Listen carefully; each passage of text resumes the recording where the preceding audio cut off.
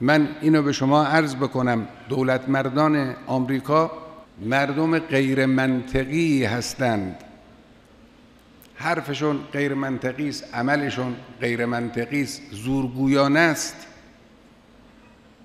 توقع دارن دیگران در مقابل کار غیر منطقی اونها و زورگویی اونها تسلیم بشن. خب بعضی هم تسلیم میشن. بعضی از دولت‌ها، بعضی از نخبگان سیاسی در برخی از کشورها در مقابل پررویی و زورگویی اونها تسلیم میشن، اما ملت ایران، نظام جمهوری اسلامی تسلیم شدنی نیست. نظام جمهوری اسلامی حرف دارد، منطق دارد، توانایی دارد، اقتدار دارد، لذا در مقابل حرف غیر منطقی، کار غیر منطقی تسلیم نمیشه. حالا چطور غیر منطقی هن؟ نشانه غیر منطقی بودن آنها همین تناقض‌هایی است که بین حرف‌های آنها و بین کارهای آنها هست. حرف یک جور میزنن، کار جور دیگری انجام میدن. ادعا میکنن ما متعهد به حقوق بشریم.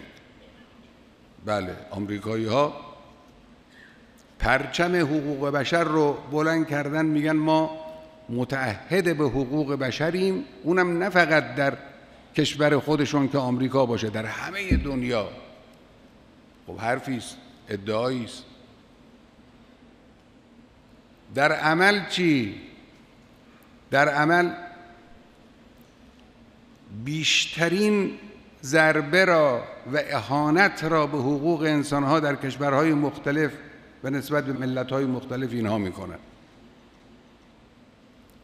زندانهای مخفیشون در سرتاسر دنیا، زندانشون در گوانتانامو، زندانشون در عراق ابو غریب، حمله آنها به مردم غیر نظامی در افغانستان، در پاکستان، در مناطق گوناگون،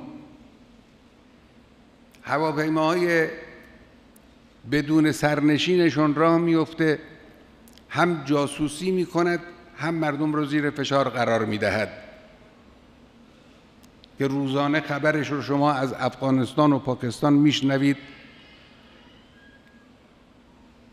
که البته همین هواپیماهای بدون سرنشین به قول یکی از مجلات آمریکایی که همین چند روز قبل از این نوشته بود، در آینده مایه دردسر خود آنها خواهد شد.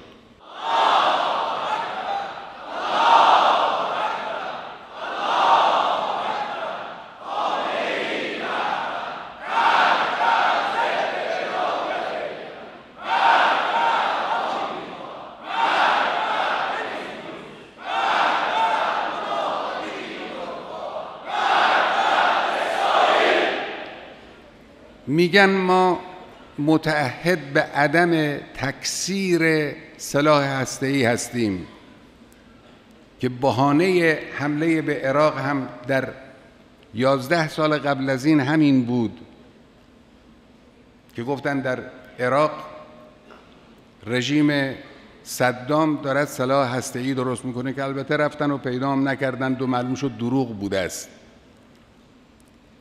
میگن ما متعهدیم که سلاح هسته‌ای تکثیر نشود. در عین حال از یک دولت شریری که دارای سلاح هسته‌ای هم هست، تهدید هم میکنه به سلاح هسته‌ای، یعنی دولت صهیونیستی، دفاع میکنن، حمایت میکنن. اون حرفشونه، این عملشونه. میگن ما متعهد به گسترش دموکراسی در دنیا هستیم، این حرفشونه. حالا کاری نداریم که دموکراسی خود آمریکا چجور دموکراسی هست، بحث نمی کنیم در این زمینه. با این ادعا با کشوری مثل ایران، جمهوری اسلامی که روشنترین و واضحترین مردم سالاری ها و دموکراسی ها را در این منطقه داراست، دائم معارضه میکنن و مقابله میکنن. اون وقت در عین حال با کشورهایی در همین منطقه که بوی دموکراسی را استشمام نکردن، یک بار ملتشون رنگ انتخابات و رأی و صندوق رأی رو ندیدند، پشت سر اونها میستند، با کمال پررویی از اونها حمایت میکنن. اینم تعهدشون نسبت به دموکراسی است. میگن میخواهیم مسائلمون رو با ایران حل کنیم. این حرفی است که حالا بارها میگفتن، اخیراً بیشتر هم میگن. میخواهیم مسائلمون رو با ایران حل کنیم، مذاکره کنیم، حل کنیم. این حرفشونه. در عمل متشبث به تحریم میشن، متشبث به تبلیغات دروغ میشن، حرفهای ناشایسته میزنن،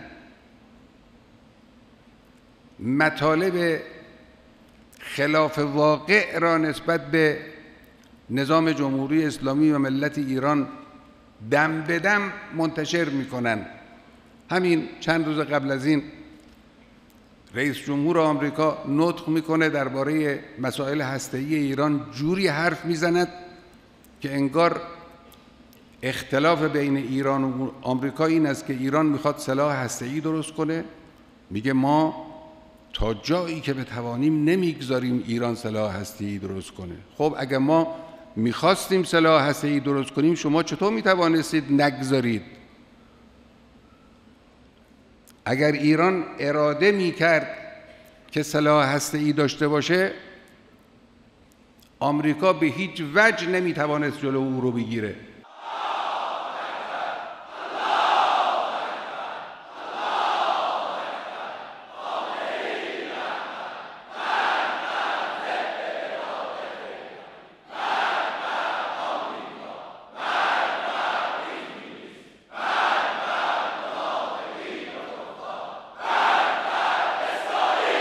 ما نمیخواهیم سلاح هسته‌ای درست کنیم، نه به خاطر اینکه آمریکا از این ناراحت میشه.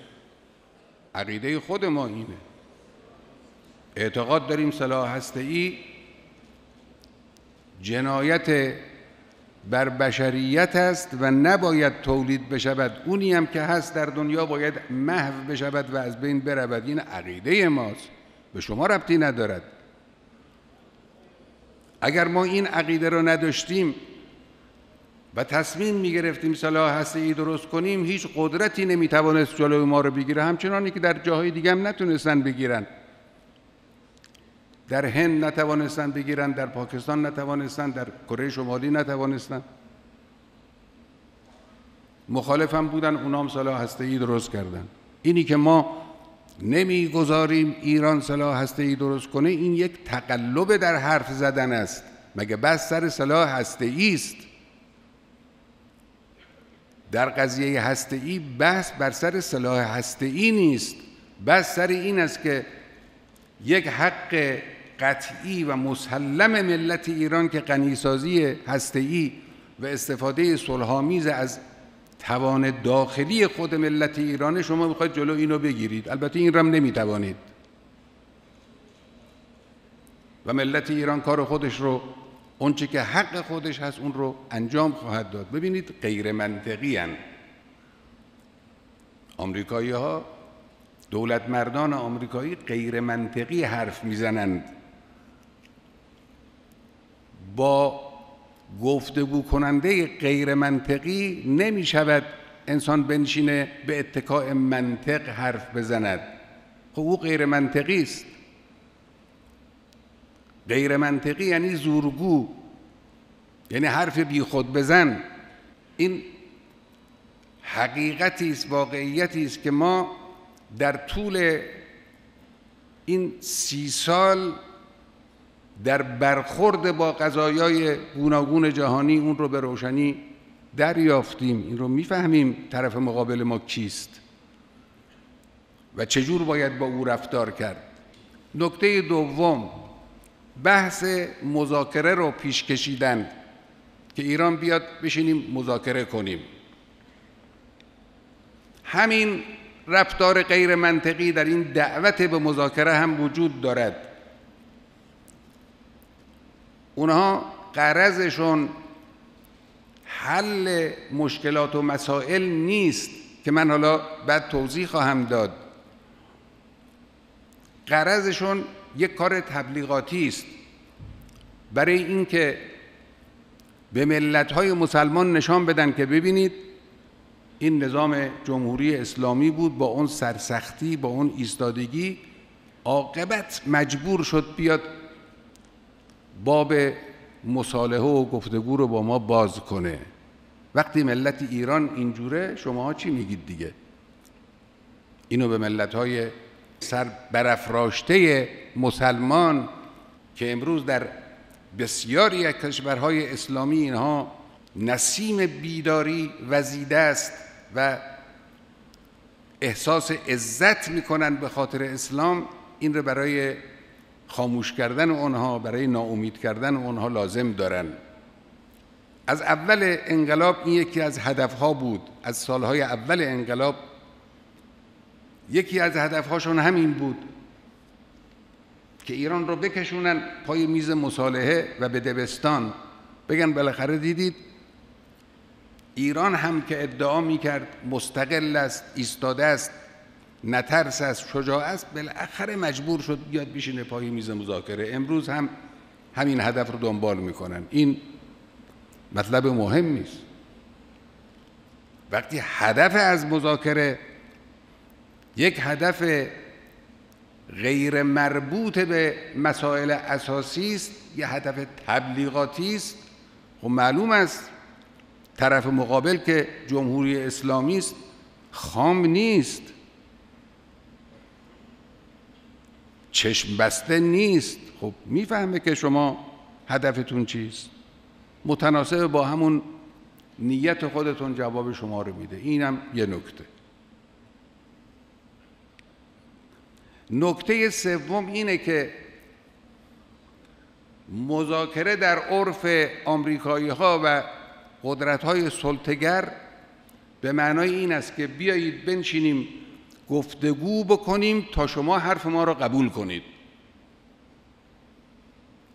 هدف مذاکره اینه، بیایید بنشینیم حرف بزنیم تا بالاخره نتیجه این حرف زدن و گفتگو کردن این باشد که مطلبی را که شما قبول نمی کردید حالا قبول کنید. همین حالا در تبلیغاتی که اینها در مورد مذاکرات را انداختن که چند وقت لابد میشنوید سر و صدا و هیاهو دارن آمریکایی‌ها که بله با ایران مذاکره کنیم، چه کنیم، مذاکره مستقیم کنیم. تو همین حرفای امروزشون هم این معنا کاملا خودش رو نشان میده. بیاییم بنشینیم تا ایران رو قانع کنیم که از غنیسازی دست بردارد، از انرژی هسته‌ای دست بردارد. هدف اینه. نمیگن بیاییم بنشینیم مذاکره کنیم تا ایران حقایق را، ادله خودش را بیان کنه، ما از فشار رو مسئله هسته‌ای دست برداریم، از تحریم دست برداریم، از دخالت‌های امنیتی و سیاسی و غیره دست برداریم. اینو نمیگن. میگن بیایید مذاکره کنیم تا ایران حرف ما را قبول کنه. خب این مذاکره که به درد نمیخوره، این مذاکره که به جایی نمیرسه. حالا گیرم دولت ایران قبول کرد، رفتن نشستن مذاکره کردن با آمریکایی‌ها. وقتی هدف این است، این چه مذاکره است؟ خب معلومه که ایران از حقوق خودش دست بردار نیست. وانمود میکنن در تبلیغات که اگر ایران بنشینه با آمریکا سر میز مذاکره تحریم ها برداشته میشه. اینم دروغه. هدفشون این است که با وعده برداشتن تحریم ها ملت ایران رو وادار کنن که اشتیاق به مذاکره با آمریکا پیدا کنه.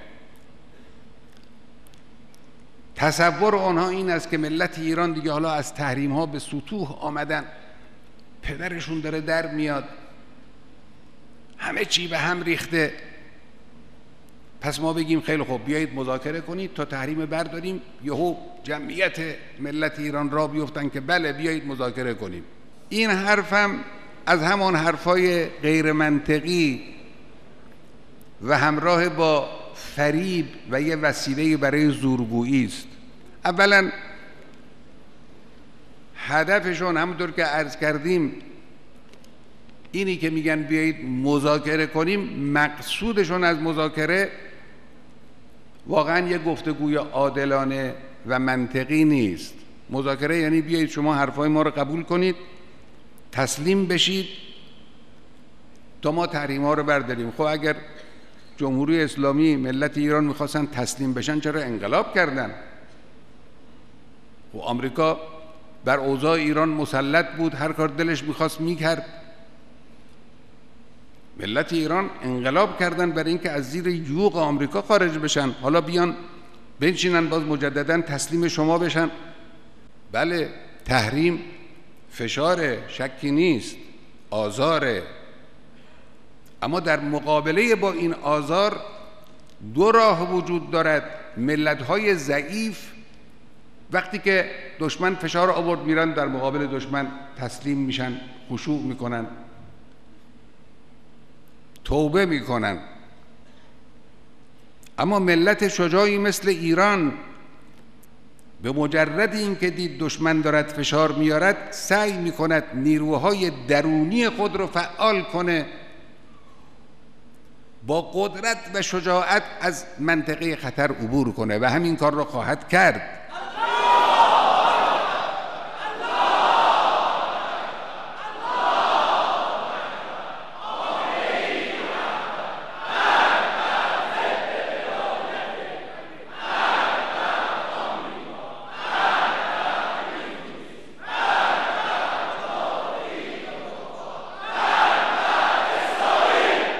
آمریکایی ها نشان بدن که زور نمیگن، نشان بدن که شرارت نمی کنن، نشان بدن که در حرف و عملشون غیر منطقی حرف نمیزنن و عمل نمی کنن، نشان بدن که به حقوق ملت ایران احترام میگذارن، نشان بدن که در منطقه آتش افروزی نمی کنن، نشان بدن که در مسائل ملت ایران دخالت نمی کنند، اونچنانی که در فتنه 88 دخالت کردند، از فتنه‌گران پشتیبانی کردند، شبکه‌های اجتماعی رو در خدمت فتنه‌گران قرار دادند. یک شبکه اجتماعی اون روزا میخواست تعطیل کنه برای تعمیرات، گفتم تعطیل نکن، برای که بتونن اثر بگذارن رو فتنه و آتش فتنه. این کارها رو نکنن، خواهند دید جمهوری اسلامی یک نظام خیرخواه است، مردم منطقی هستند. راه تعامل با جمهوری اسلامی فقط این است که گفتیم ولا غیر. قضیه‌ای پیش آمد در مجلس، قضیه بدی بود، قضیه نامناسبی بود، هم ملت رو ناراحت کرد، نخبگان رو ناراحت کرد. بنده حقیر هم از دو جهت ناراحت شدم، هم خودم در مقابل این قضایا احساس تأثیر میکنم، هم به خاطر ناراحتی مردم انسان احساس تأثیر میکنه. خب رئیس یک قوه به استناد یک اتهام ثابت نشده، مطرح نشده در دادگاه، دو قوه دیگر را متهم کرد. این کار بدی بود، این کار نامناسبی بود، هم خلاف شرع اینجور کارها، هم خلاف قانونه، هم خلاف اخلاقه، هم تضییع حقوق اساسی مردمه.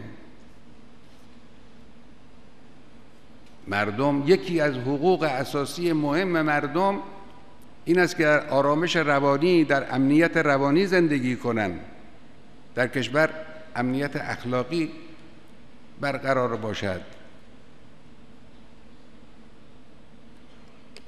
نمی شود انسان اگر یه فردی که متهم به فساد هست به خاطر او دیگران را انسان متهم بکند، اگر حتی ثابت هم میشد، چه برسه به این که ثابت نشده است، دادگاهی نرفته، محاکمه‌ای نشده، به استناد متهم کردن یه نفر انسان بیاد دیگران رو، مجلس رو، قوه قضاییه رو آدم متهم کنه. این درست نیست، غلطه این کار. بنده فعلا نصیحت میکنم این کار شایسته‌ای برای نظام جمهوری اسلامی نیست.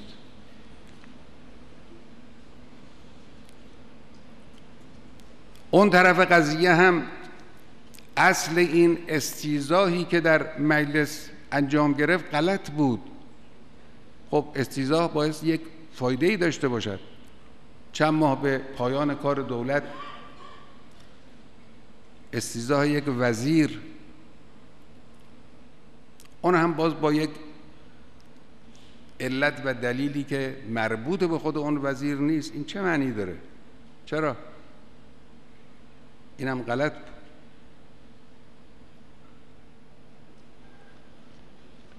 اینی هم که شنیدم در داخل مجلس کسانی حرفای نامناسبی بر زبان آوردن، اونم غلطه.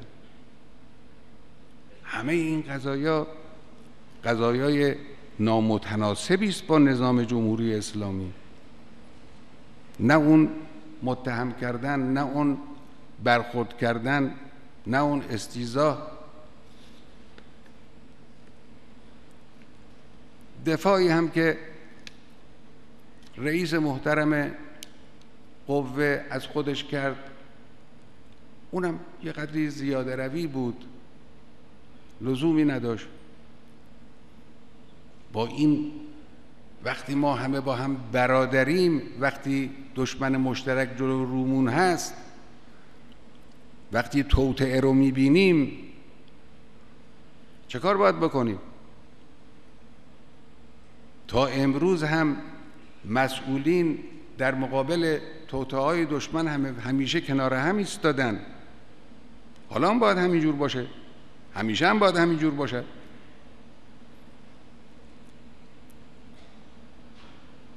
من از مسئولان قوا و مسئولان کشور همیشه حمایت کردم. بازم هر کسی که مسئولیتی بر دوش داره بنده از او حمایت میکنم، به او کمک میکنم. اما این کارها رو نمیپسندیم. این کارها متناسب با تعهدها نیست، با سوگندهایی که خورده شده مناسب نیست. این ملت عظیم رو ببینن، شایسته این ملت رفتار دیگری است. امروز باید همه تلاششون رو بکنن مسئولان برای اینکه گره‌های اقتصادی رو باز کنن، مشکلات رو برطرف کنن، همه نیروشون رو، همه فکر و ذکرشون رو متمرکز کنن بر روی سیاست‌های درست اقتصادی، هم دولت هم مجلس. چند سال قبل از این بنده نامه دادم به رؤسای قوا درباره فساد اقتصادی. خب با فساد اقتصادی مبارزه کنید. به زبان گفتن که مطلب تمام نمی شود، عملاً با فساد مبارزه کنید.